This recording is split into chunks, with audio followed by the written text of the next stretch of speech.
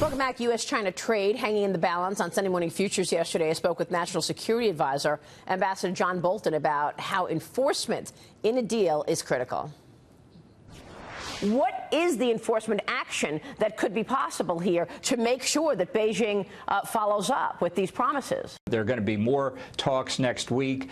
Certainly at the highest levels of the government, we're working as hard as we can to pursue the president's agenda. Would you put tariffs back in place if they fail to comply? That would be a possibility. That's one way of doing it. That's one of the options that's out there. And that's one of the reasons, honestly, look, I'm a free trader, but one of the reasons the president, I think, was right in imposing tariffs on China was that it got their attention. And I think that's been all to the good.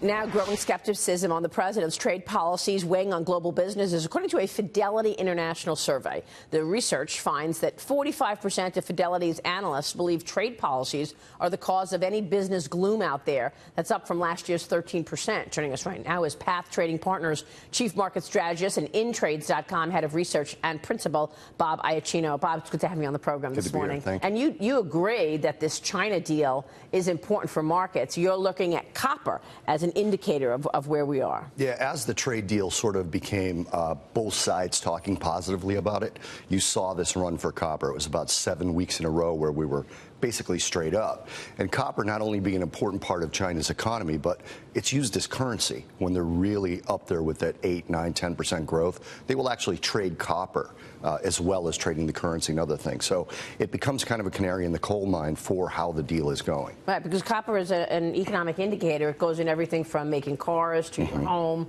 to telecom. John? So I want to ask you about scenarios. So walk us through what happens in the copper market or any other market for that matter if a deal gets done in the next few weeks versus what happens if it doesn't get done. What's priced in right now?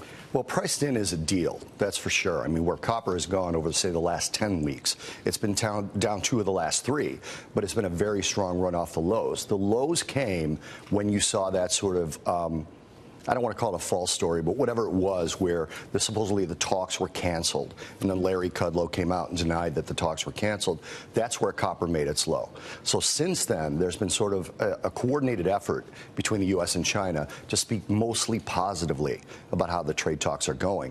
That's when copper took off. So when I see copper kind of slow down, it's almost as if there's radio silence between the two governments. How vulnerable are these markets if a deal doesn't get done? Do we see a big sell-off, or is it just a modest move? You know, it's interesting. To me, the geopolitical disaster of no deal has been priced in. So, in other words, there's going to be a deal in the market's opinion. The last few days, what we've seen in the S&P, for example, is a sell-off where we had 70% of companies who reported guidance last earnings season report negative guidance. Now, it wasn't all the companies, but it was about 99 S&P 500 companies. I think they need to get that deal sooner rather than later in order for analysts and companies to be able to ratchet their forward guidance back up. And I think that's the factor.